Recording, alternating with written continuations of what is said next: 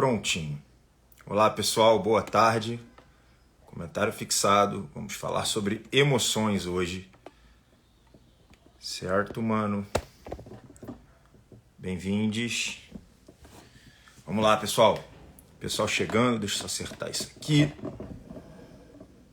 Ah, tá bom, né? Tá bom. Pronto, mais um pouquinho aqui, centro. Show! Vamos lá, pessoal, finalmente o tema que atrapalha muita gente, principalmente mulheres, não é isso? Que tem um emocional um pouco mais proeminente, vamos chamar assim.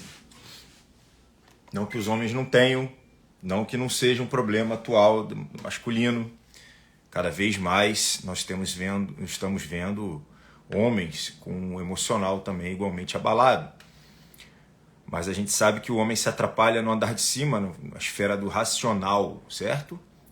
E a mulher geralmente tira isso de letra. Ah, mas eu não sou assim. Tudo bem, tudo bem. Ah, mas eu tenho uma tia que não é assim. Tudo bem, a gente está falando, né, das massas, da generalização mesmo. Tá bom? A gente está falando de propriedades mais heterogêneas. Então vamos lá. Pessoal, emoção, chega de enrolação, vamos começar então. O que são as emoções? Ela é um tipo de reação humana que também acontece nos animais, a gente divide isso com eles, que nos fazem nos relacionar entre nós mesmos e entre o meio ambiente. Então, se algo nos acontece, a gente sabe muito bem que teremos uma emoção causada por um julgamento, certo? Então, quando você não tem uma emoção causada por um julgamento, a gente tem que pensar mais nos instintos, certo?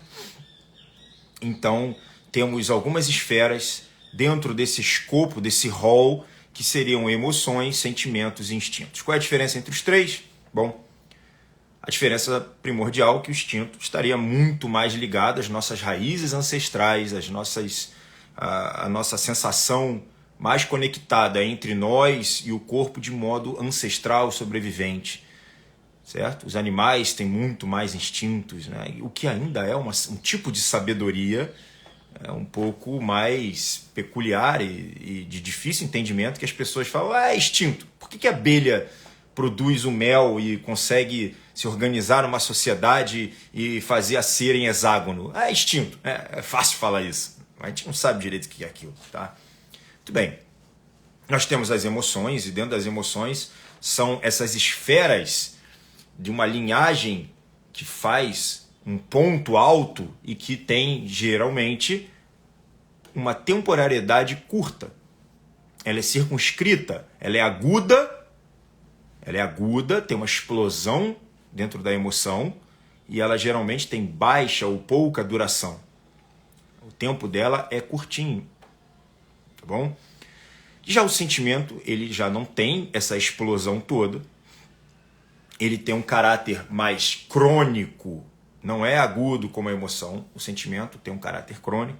Ele tem menos intensidade e ele pode estar absolutamente mais conectado com os sentimentos mais puros, mais altos. Isso é bem interessante para a gente vai poder entender que o sentimento, na maioria das vezes, ele tem um cunho que é superior à emoção, tá bom? Maravilha. E nós temos dentro das nossas constituições, é claro que na pirâmide não seria diferente, nós teremos dentro da nossa constituição andares dentro do ser humano, e a gente pode colocar 4 andares de baixo, que seria a do ego, a gente pode colocar como físico a vitalidade, esse grupamento que eu falei, que envolve instinto, emoção e sentimento, e o andar de cima, que seria a mente racional, a mente que calcula, não é a razão propriamente dita como Aristóteles, tá bom? Não é a razão com R maiúsculo. A gente está falando da mente racional, a mente que calcula, é a mente que deseja, é a mente do ego, é a mente que quer coisas para si, tá bom? E nós temos dali diante outras esferas bem mais altas do ser humano. A próxima seria a sabedoria, mas existem outras ainda. Maravilha? Que um dia a gente aborda no momento correto. Senão vocês vão ficar confusos. Mas o que a gente já vê logo? que a emoção está abaixo da razão. Ah, Bruno, é verdade, eu percebi, é verdade. A gente tem mais controle na esfera do julgamento, na esfera do racional, na esfera do cálculo. A gente tem mais controle ali. Porque uma vez que se estabelece a emoção, ela nos tira do controle. Certo? Quais são as 5 emoções principais aí da história? Todo mundo sabe as emoções primordiais do ser humano? Bom, uma positiva e as outras 4, alguns falam de 5, né, que são as negativas. Então, esse é o mundo das emoções. Esse é o mundo das emoções, percebe? O mundo do sentimento, ele é bem mais heterogêneo. Ele tem muito mais diversificação. Você pode amar algo no sentimento nobríssimo. Você pode odiar algo com aquele sentimento de rancor. Mas o ódio mesmo está na esfera da emoção. Então você fica só naquela cronicidade, aqui naquele ressentimento. É uma coisa morna e crônica. Esse é o sentimento. Já na emoção, olha a natureza dela. Uma positiva, que é a alegria, e as outras que são negativas. Então, temos o nojo, exatamente, raiva, medo. Mais alguém? Muito bem. Então, quando a gente pensa nessas emoções primordiais, né, tristeza, raiva, alegria, nojo e o medo, nós temos, e alguns autores eles vão colocar a surpresa como um elemento de uma cesta, né? Mas isso aí varia de autor para autor. Bom? A fúria seria igual à raiva. Tá bom? A angústia ela não entra nesses fundamentais. A angústia ela já seria um estado de humor. O que é o estado de humor, pessoal?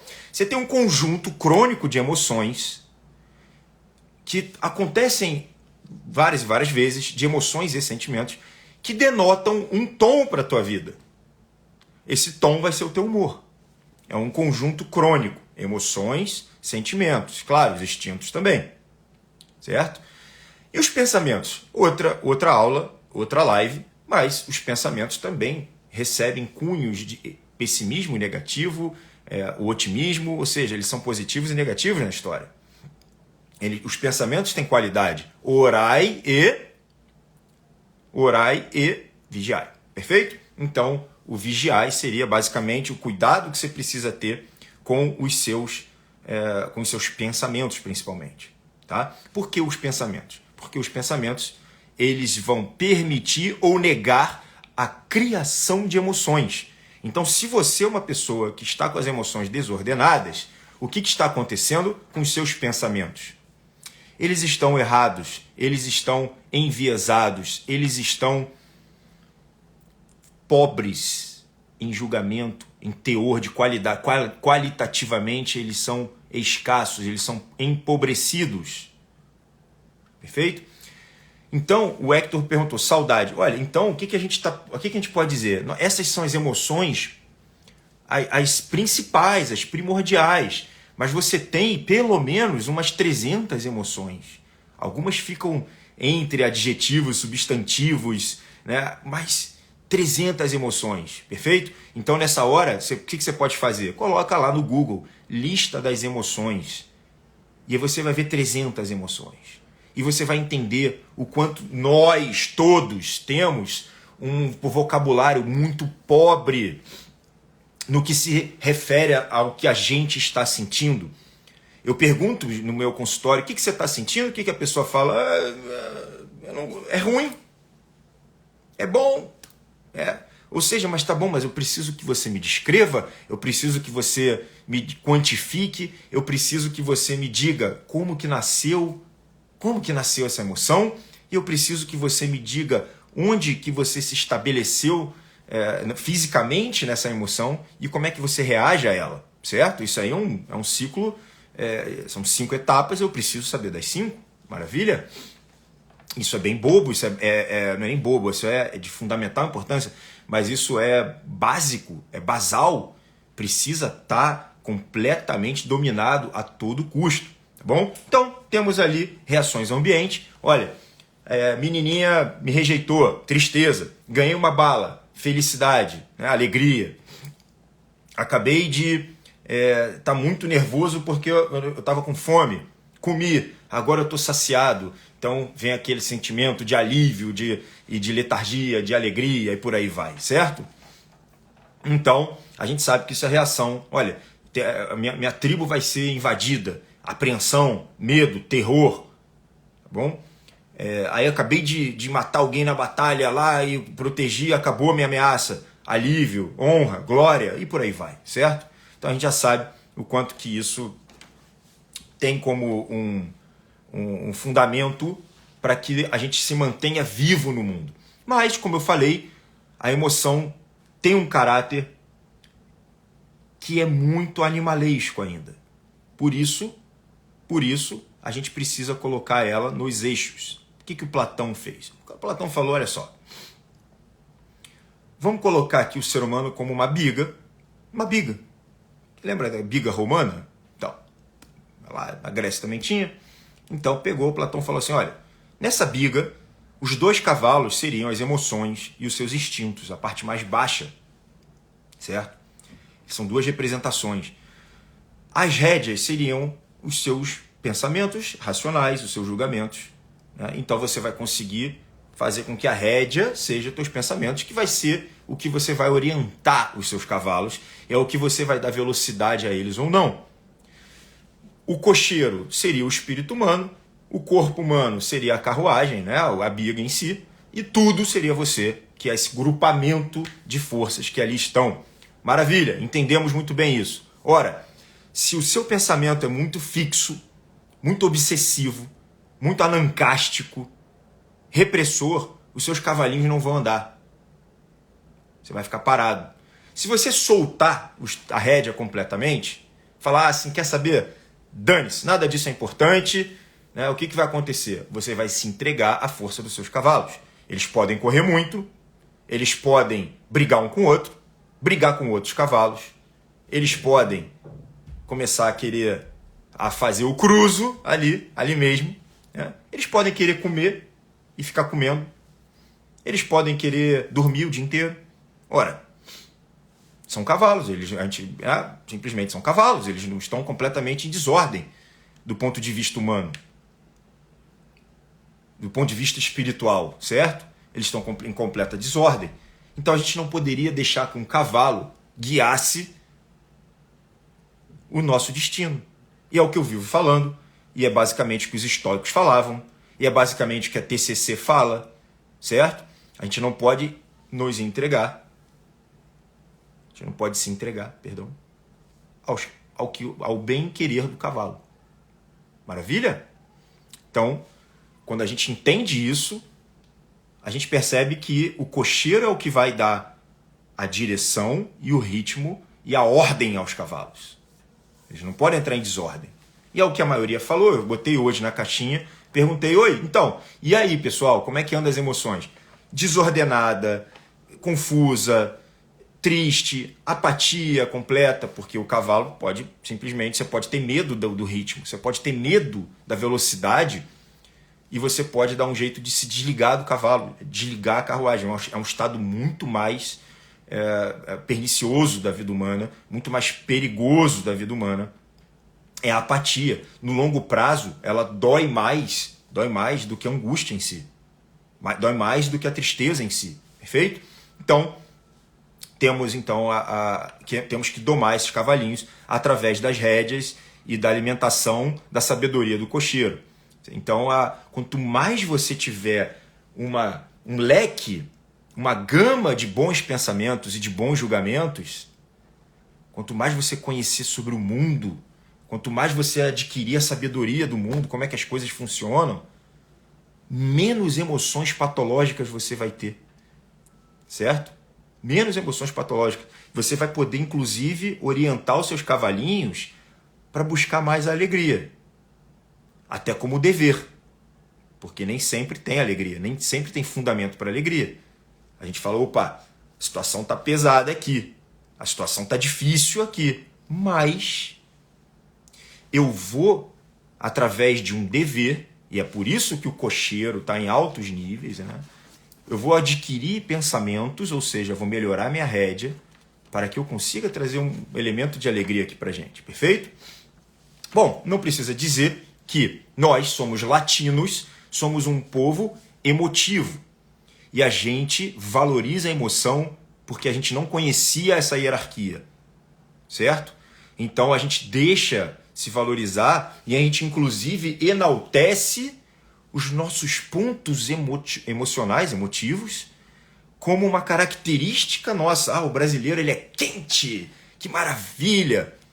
Mas ele também se mata, né? Ele também tem um assassinato de 60 mil por ano. Ele tem muita violência, violência doméstica, né? Então, para pensar que a maioria dos fenômenos que nós conhecemos, por exemplo, como eu dei aula de psicologia política ano passado, a gente sabe que é nesse afeto que a gente escolheu o presidente. A gente sabe que, pelo nosso amor ao futebol, ao carnaval e à paixão nacional, que é a bunda, né? A gente sabe o quanto que a gente é manipulado. Ou talvez alguns de vocês saibam, talvez muitos não saibam. Então a gente sabe que é na emoção que a gente tem um calcanhar de Aquiles, sobre o qual pessoas que estão no andar de cima, na razão, conseguem manipular. Então, mais um motivo para que a gente não seja um refém das emoções. Não há absolutamente nada de bom nisso.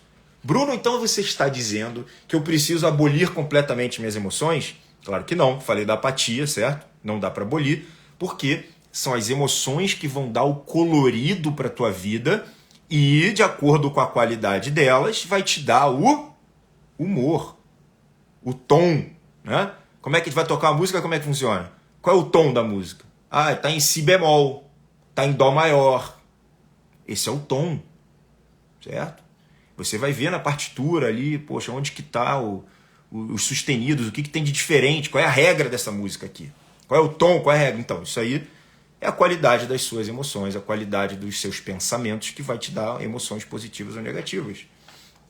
Você consegue, ampliando o tamanho do seu julgamento, o tempo do teu julgamento, que é milissegundos, se você ampliar um pouquinho isso e trouxer novos julgamentos, você consegue não cair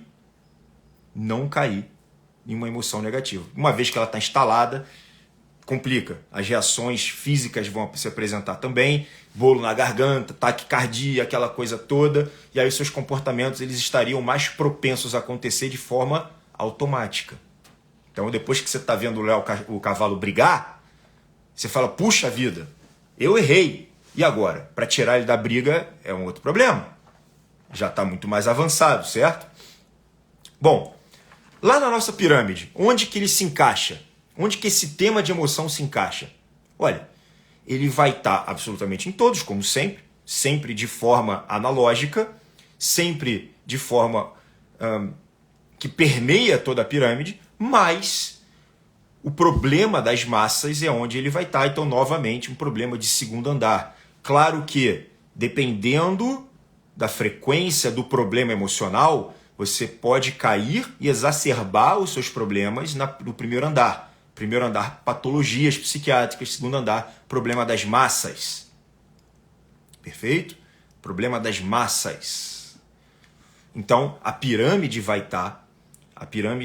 vai colocar o problema das emoções no segundo andar de forma proeminente. Mas pode acontecer das emoções estarem completamente conturbadas de forma patológica e aí já estaria configurado no primeiro andar. Tá bom? Então, temos as emoções bem mais proeminentes nessas duas esferas. Vai ter emoção lá no terceiro e no quarto?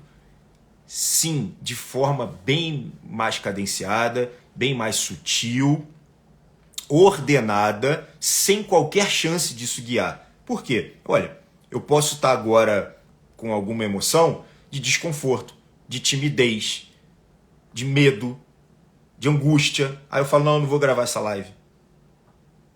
Ah, eu tô triste porque aconteceu algo na minha vida, então não vou gravar essa live. Isso é ser guiado pela emoção.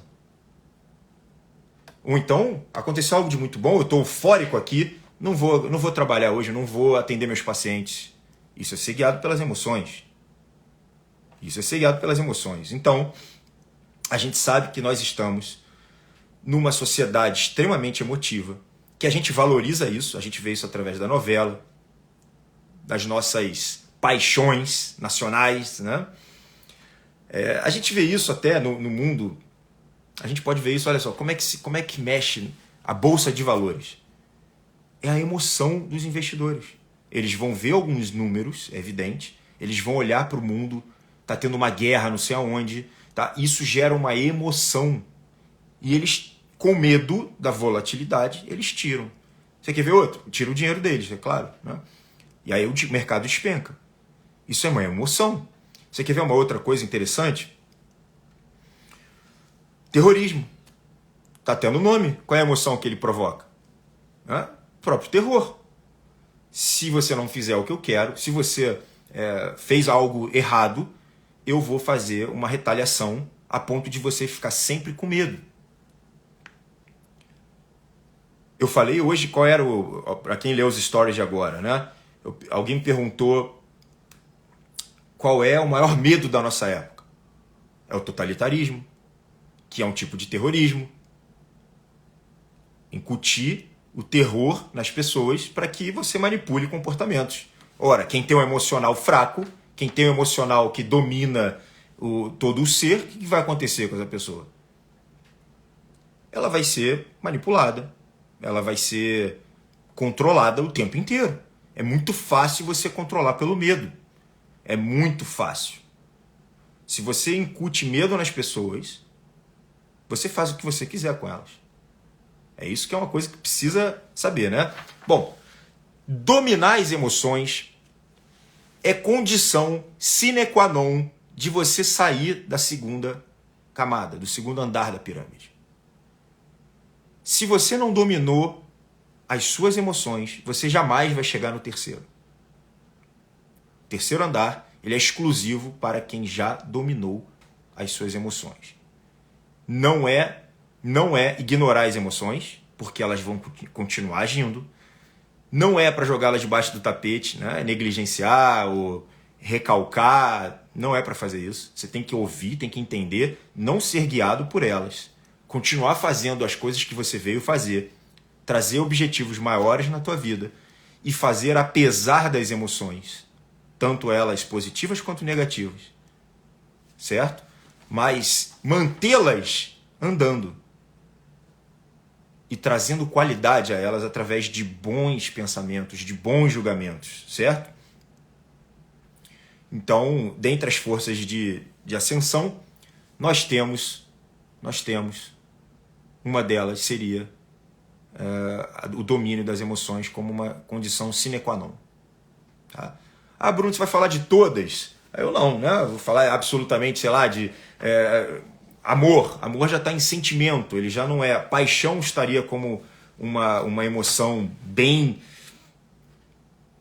mais proeminente, né? A paixão seria uma das mais fortes dela. A ira sendo uma grande força de dano, de destruição. A satisfação, a gente pode pensar na vergonha, culpa, remorso, assim, pode pensar bastante coisa, um horror, o pânico, o medo. A gente pode pensar em um pessimismo, um otimismo, um desânimo interno. Olha, é importante que vocês dominem as nomenclaturas, né? Isso tudo faz com que vocês saiam da infantilidade das emoções. Vocês precisam entender que existe um andar, uma hierarquia em que as emoções se encontram abaixo dos pensamentos. E os pensamentos, esse pensamento racional, ele se encontra ainda abaixo da mente sábia. A mente que sabe das coisas, a mente que entende, concatena ideias do mundo, a mente simbólica, a mente das virtudes, a mente de conseguir entender mais o coletivo do que só o indivíduo, do que o egoísmo. Então, essa mente, ela está ainda superior às emoções, ou seja, as emoções estão lá embaixo. A gente percebe as emoções muito preponderantes em quem? A gente percebe isso muito ligado a crianças, né? Crianças, elas reagem emocionalmente a tudo. Ora, se eu olho um pensamento, um evento qualquer, que foi negativo para mim, vamos pensar em algum? Pensa aí, qualquer um. Vamos pensar, olha, uma rejeição amorosa, né? Uma rejeição amorosa. A primeira emoção que vem é de uma tristeza profunda. Olha, fui rejeitado. Sinto tristeza. Depois eu tenho raiva. Então você já começa a entender, mas por que cada um aparece? Ah, é verdade. A tristeza que eu sinto é talvez por me achar insuficiente. Certo? Mas não só isso. Eu me acho agora também, me torno um pouco pessimista. Poxa, mais uma vez isso aconteceu comigo. Tudo bem. Depois vem a raiva. Olha, meu ego foi ferido. Eu estava aqui formando, a pessoa vem e algo pessoal comigo. Então, como é que ela pode fazer isso? Comparativamente, eu estou acima. Ego. Então você começa a entender os seus julgamentos, que foram até inconscientes, que formaram emoções conscientes. E aí eu chego e falo assim, peraí, mas deixa eu entender melhor essa história aqui. Quem disse que essa garota tinha que gostar? Ou esse rapaz tinha que gostar de você? E se a gente olhar e falar assim, puxa vida, da mesma forma que ela me rejeitou, eu já rejeitei umas 200 pessoas. Será que isso também não faz parte do mundo tal como ele é? Da onde que aconteceu? Será que eu errei aqui no nível, atirei para um nível muito alto? Será que eu não estava num momento legal? O que será que eu posso melhorar em mim? O que eu estou fazendo aqui? Eu estou trazendo 500 novos julgamentos que me impedem de causar uma emoção danosa no meu ser. Por isso você vai ver os grandes sábios em um estado de apatia. Apatia, não é apatia. Eles têm emoções, só que as emoções estão ordenadas. Então você não vai ver grandes explosões emocionais dessas pessoas. É por isso que essas pessoas adquirem um senso de responsabilidade e de ação humana, de ação social muito mais alto. É por isso que você vai ver um soldado controlando as suas emoções ainda com 20 anos de idade.